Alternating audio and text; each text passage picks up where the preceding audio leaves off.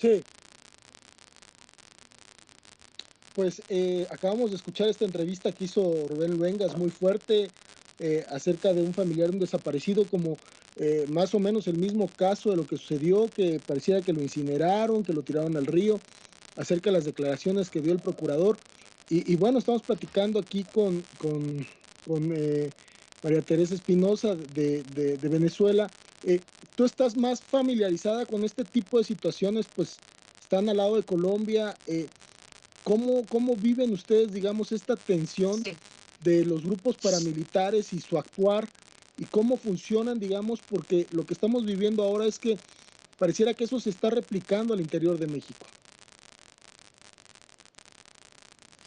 Sí, y nosotros en Venezuela, yo debo decirles que vivo en el estado portuguesa, es un estado del llano venezolano, alejado del centro norte costero. Estamos a horas, a bastantes horas, pero en territorio y en tiempo es una frontera menor desde la capital de la República. Y aquí mismo, en el Estado portugués, en nuestro llano, han sido detectados, el gobierno revolucionario de Venezuela ha detectado grupos paramilitares.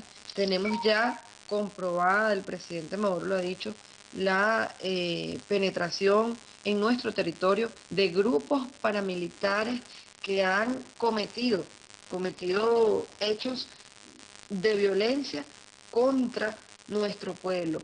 Y no solamente eso, muchas veces no son esas acciones contundentes, esas arremetidas contundentes, sino que es una penetración silenciosa, donde empezamos a ver hechos delictivos que pretenden generar estados de violencia, de inseguridad, de caos en nuestras comunidades, en los lugares donde hacemos vida.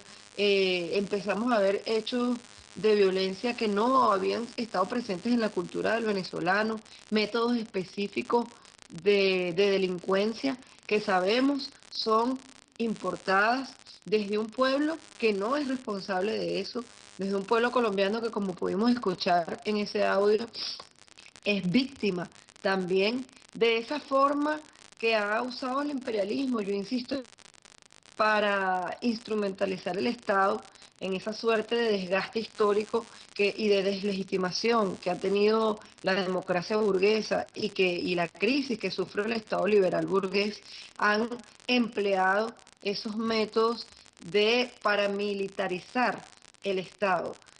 Tiene que ver, por ejemplo, con las empresas de sicarios, de mercenarios, que han enviado desde Estados Unidos a esos pueblos que han sido invadidos por el imperialismo y que ya ni siquiera mandan a sus tropas, sino que tienen empresas específicas de mercenarios para arremeter y someter a esos pueblos. Bueno, así en nuestro continente han venido estableciendo esas estrategias en las cuales es muy fácil para ellos porque al final el Estado y el gobierno que dirige ese Estado se lava las manos, le traspola la culpa y la responsabilidad a esos grupos que ellos denominan irregulares, pero que todos sabemos que a la final cuentan con la venia de esos gobiernos que están al servicio de los intereses económicos y que no son más que una forma por mampuesto, que una forma velada y una forma irresponsable de utilizar esos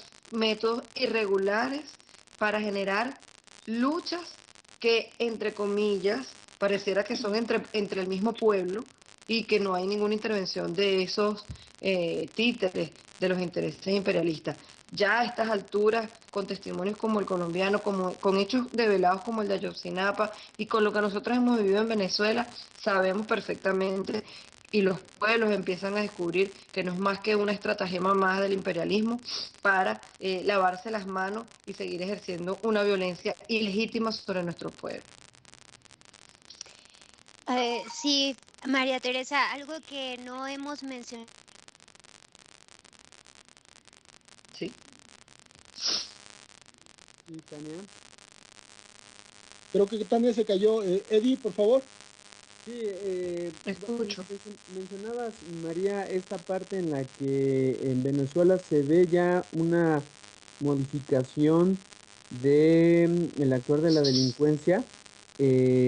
Hace poco tuvimos nosotros un programa sobre Guatemala y las desapariciones. Y es de llamar la atención cómo precisamente el dominio y el control de los pueblos en Latinoamérica ha utilizado de manera sistemática durante décadas el ejercicio del terror Sí, y de estos cuerpos represivos que hacen una utilización de la violencia muy sádica y muy destructiva. Ahorita en el video escuchábamos el caso de Colombia, que es paradigmático y que lamentablemente México también se está convirtiendo en un ejemplo de ese tipo de violencia que es soportada por el mismo Estado. En Venezuela podemos ver que sí están enfrentando este peligro, estas amenazas, pero me da la impresión de que la organización del pueblo ha contenido de alguna manera estas expresiones violentas. sí, efectivamente, nosotros la muralla que hemos levantado frente a estos hechos tiene que ver con la organización popular. Nosotros estamos en estos momentos en Venezuela avanzando en este proceso que hemos denominado de tránsito hacia el Estado comunal. Surgieron organizaciones comunitarias de base como los consejos comunales.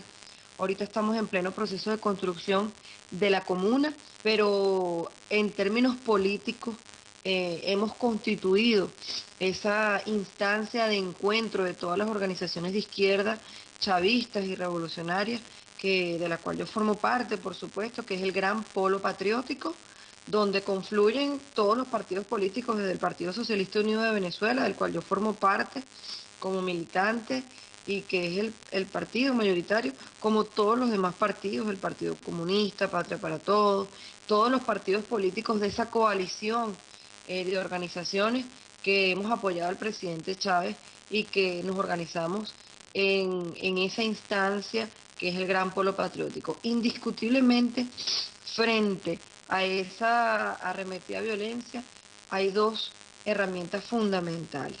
Una tiene que ver con la conciencia, con la construcción de la conciencia en el seno de nuestro pueblo para saber descifrar las estrategias de la derecha. Y por supuesto que en eso de construir la conciencia, los medios de comunicación son fundamentales. Poder generar medios de comunicación alternativos que comuniquen la verdad que se le oculta al pueblo y no manipulen la conciencia de nuestro pueblo. Y la otra tiene que ver con la organización popular, con la organización de los trabajadores, con la organización de los campesinos, de los jóvenes, de las mujeres. En este momento el pueblo hecho gobierno con el presidente Nicolás Maduro se está organizando en consejos presidenciales por sectores y es lo que nos permite tener corretajes de información, es lo que nos permite activarnos en función de la guerra económica que nosotros estamos atravesando ahorita. Ustedes saben perfectamente, Venezuela es un país que fue sometido durante décadas también a ser improductivo, a ser un país rentista petrolero y estamos tratando de revertir todo eso. La guerra económica ha sido terrible, han seguramente visto noticias, nos han sometido al desabastecimiento, nos han sometido a la especulación, nos han sometido a un conjunto, a la familia venezolana, a situaciones terribles en nuestra sobrevivencia cotidiana. Pero frente a eso, la mejor arma es la dignidad y es la conciencia. Y por eso yo quiero felicitar este trabajo que ustedes están haciendo. No los conozco, no los he visto, pero nos hermana una lucha. Siento que son jóvenes, que somos todos jóvenes y en la medida en que sigamos construyendo espacios como este, es que la esperanza de que finalmente ese mundo inevitable que tiene que llevar, ese mundo ese socialista al que inevitablemente llegaremos porque el curso de la historia así lo dice, sea una realidad más pronto que tarde. Sí, María Teresa, para quizás ir cerrando un poco como el último bloque, a mí me gustaría mencionar un elemento que me parece muy importante en términos comunes con respecto a lo que sucede en Venezuela y lo que sucede en México. Hay un elemento que es sumamente atractivo para el imperialismo que acabas justamente de mencionar, que tiene que ver con los recursos energéticos, ¿no? Venezuela tiene unas reservas impresionantes en términos de petróleo y bueno, en México se acaba de consumar energética, se acaba prácticamente de privatizar, ¿no? El sector energético y se acaban de aprobar cerca de 11 reformas estructurales que pues lo que van a hacer justamente es desproteger todavía aún más al pueblo y despojarlo, ¿no? De lo que digamos que por derecho natural le corresponde, ¿no? Que es el acceso a estos recursos naturales y estos recursos que de alguna manera podrían garantizar em, digamos que la estabilidad y garantizar también pues la justicia social. Entonces yo quisiera que nos ilustraras un poco en el sentido de qué ha representado la recuperación del petróleo en Venezuela, ¿no? Que en términos sociales, ¿cómo repercute? Porque quizás en México no hemos logrado entender del todo cuál es el valor estratégico de poseer el petróleo y de controlar lo que sucede con esta política tan importante. Entonces, un poquito ver de qué manera es esta recuperación de este recurso tan importante ha impactado en la mejora de las condiciones sociales en Venezuela, María Teresa. Sí, mira, sin duda, una de las cosas que nosotros más recordamos a la llegada del presidente Chávez en el año 98 es que el barril de petróleo estaba por unos niveles bajísimos. De hecho, una vez que nosotros logramos la victoria con el presidente Chávez, hace ya casi 15 años, la industria petrolera venezolana, Petróleos de Venezuela, PDVSA, estaba prácticamente al borde de la privatización.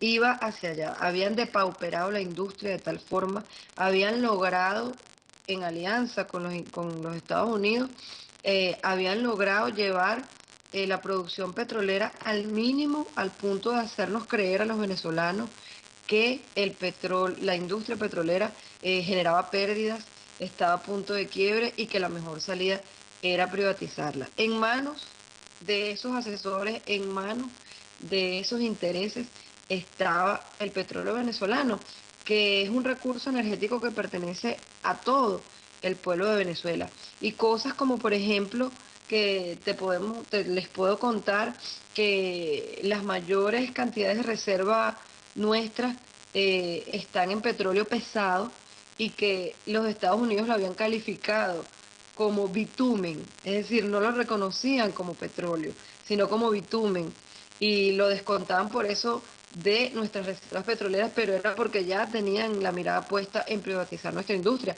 Debo decirles también que cuando el presidente Chávez llega al gobierno, ya había sido privatizada la industria telefónica, había sido privatizado el servicio de electricidad, e íbamos directo también al despeñadero de privatizar la educación.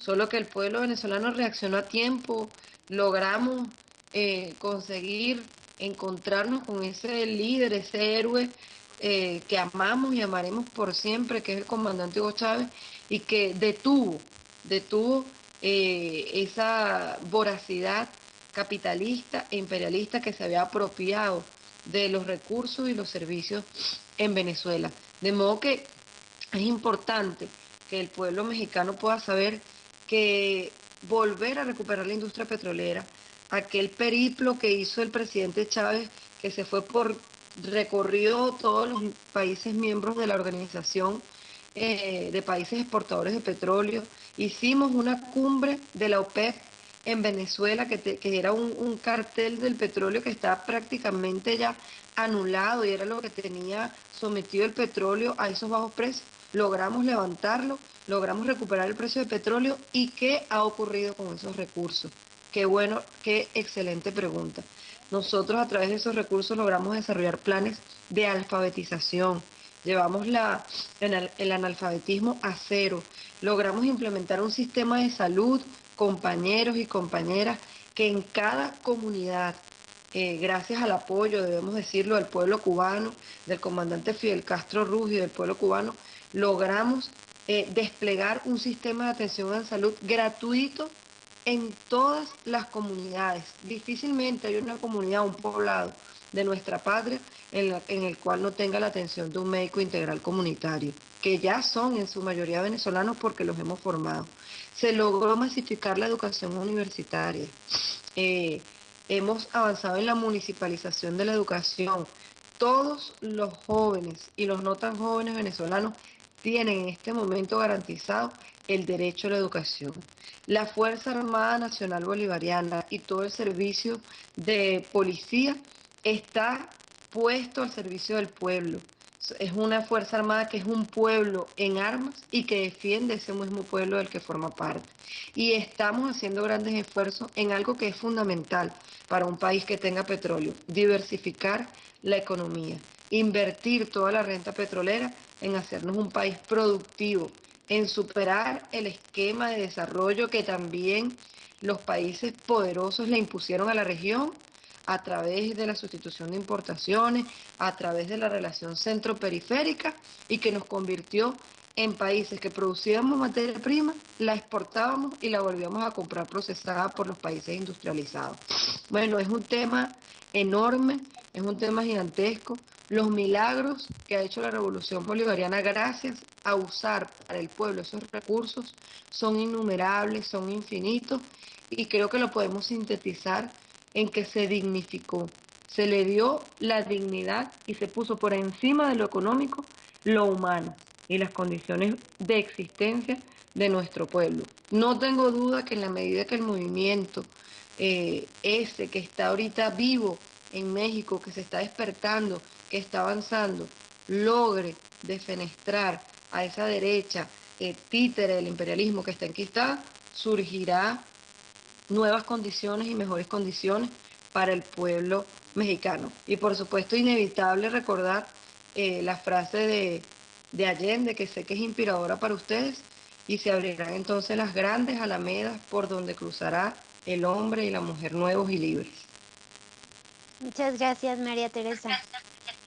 No, María Teresa, en verdad, pues creo que el haberte contactado, no habíamos hablado, no habíamos platicado, pero eh, hay varias coincidencias y creo que muy importante el que justo lo que estamos viviendo ahora es una tragedia, esta desaparición. Nosotros exigimos la presentación con vida a los compañeros de Ayotzinapa, a los normalistas, pero también abrir una posibilidad de un camino de que hay otra alternativa, o sea, hay una alternativa a lo que se está viviendo. Y no tenemos que mirar hacia el norte, tenemos que mirar hacia el sur para darnos cuenta que los pueblos han podido salir adelante, han podido revertir todos estos procesos tan negativos. A mí me llena de corazón escucharte, hoy escuchaba a Piedad Córdoba, lo que había hecho en el acto de Colombia, lo que hicieron las madres y las abuelas de Plaza de Mayo en Argentina, salir a exigir la presentación con vida de los desaparecidos. Ahorita nos vamos a despedir con un video de la Universidad de Historia de ahí de Guatemala, en donde exigen también lo mismo. Creo que este sentimiento latinoamericano está resurgiendo como un apoyo de solidaridad a esta tragedia, pero que no solo corresponde a México. Creo que es lo que estamos viviendo, es que este dolor está en América Latina, pero que también hay una dignidad que se está organizando y que puede salir adelante. Me dio mucho gusto platicar contigo. La verdad, te pedimos, ojalá y podamos seguir platicando en alguna otra ocasión, que nos platiques más acerca de este proceso que está pasando en Venezuela, y te agradezco de corazón tu intervención. Nos tenemos que ir, ya hemos cumplido con la hora del programa, y pues nada más para despedirte, Tania, Eddie, ¿algunas palabras?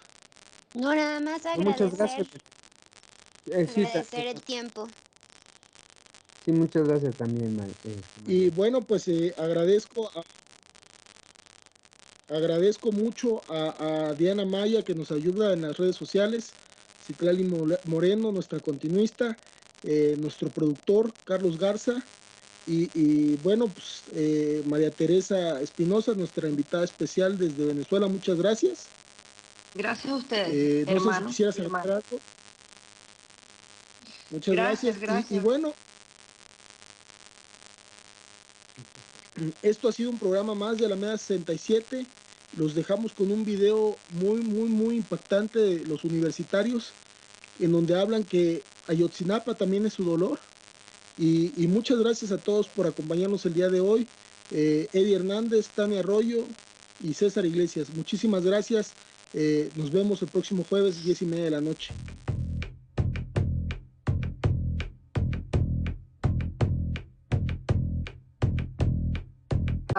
En esa suerte de desgaste histórico y de deslegitimación que ha tenido la democracia burguesa y la crisis que sufre el Estado liberal burgués, han empleado esos métodos de paramilitarizar el Estado.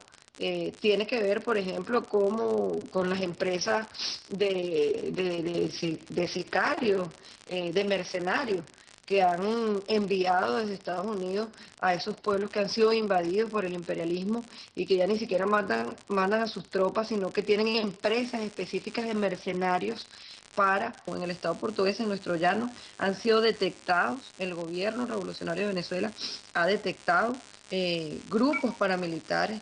Tenemos ya comprobada, el presidente Maduro lo ha dicho, la penetración en nuestro territorio de grupos paramilitares que han cometido hechos de violencia contra nuestro pueblo.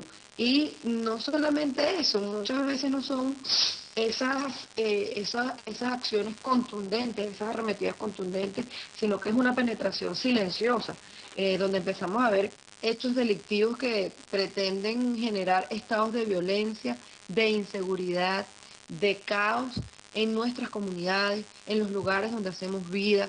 Empezamos a ver hechos de violencia que no habían estado presentes en la cultura del venezolano, métodos específicos de delincuencia que sabemos son importadas desde un pueblo que no es responsable de eso, desde un pueblo colombiano que, como pudimos escuchar en ese audio, es víctima también de esa forma que ha usado el imperialismo, yo insisto, para instrumentalizar el Estado.